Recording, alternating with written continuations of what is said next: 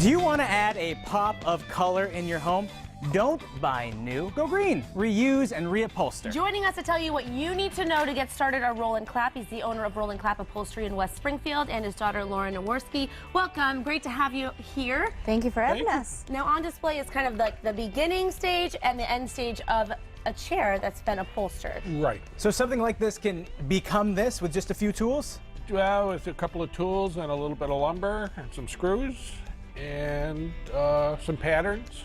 And some practice, Yeah, right? a I mean, little you bit gotta of be good at it. Okay. And now Practice. you can reupholster something too, which means if you have a piece in your room and you don't love it, and maybe you repainted your walls, you can change your chair to match it instead can of spending change the cover, hundreds and hundreds of dollars on a new piece of furniture. Right. Correct. So there's a lot of tools that make it happen. And that's great too, because then you're not buying new, you're recycling and using what you already got. Right. Okay, we're going to talk about what you would need. I mean, obviously, it's not something, a lot of people are into do-it-yourself, DIY, Right. and they find things online that inspire them. But a lot of people don't know what it takes to actually reupholster and recreate a piece. So these are some of the tools that you use, Roland. Let's talk about some of these tools that are here. All right, now this one, I'm going to grab this because I have no idea. Steph, what do you think this is for? Oh, is this the guessing game we're playing? Yeah, I we're would playing the use guessing it game. to.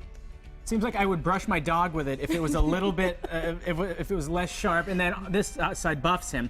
I'm assuming though, is it a seam ripper? No, it's a stretcher for webbing to put on the bottom of your chairs or your couch, or 'Cause it tightens the webbing.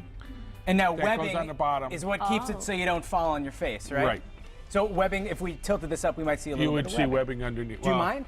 No, But well, you you won't probably- see it because there's cambric underneath. Oh, you but covered it up. Okay, but so you you can't. use that. Yeah. So and the it goes webbing on the is bottom. under this piece. Right.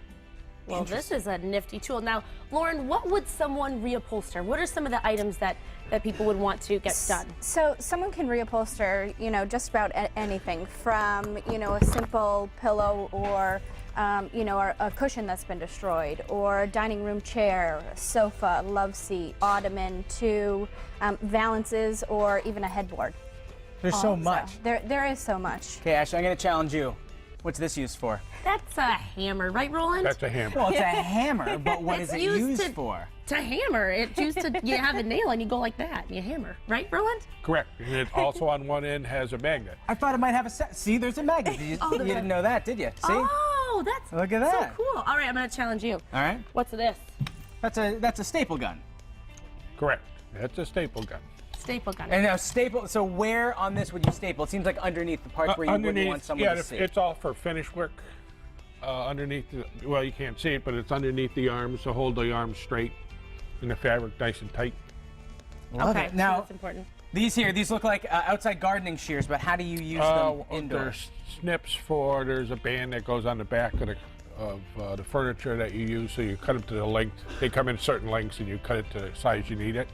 Now, what are some of the easier projects? If I'm starting out, I've never done anything like this before, but I want to get my feet wet. What might I want to start with first? Well, the easiest way to get started on a chair is what you take off first goes on last. So you just take it apart, mark it, make all the patterns that you need out of the old piece of fabric, and then the last piece comes out is the first piece that goes on. And take your time. There's books out there if you want to read up on it, or CDs.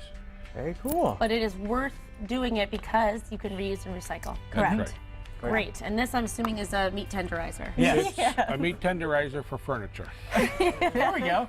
Perfect. Meat tenderizer furniture. Thank you so Roland much and Lauren, for joining thank you us today. very much. All Thank these you. tools will be helpful when I need to reupholster. Great. Thank go. you We very will. much. I think we should Thank work you. on it. Hey, still.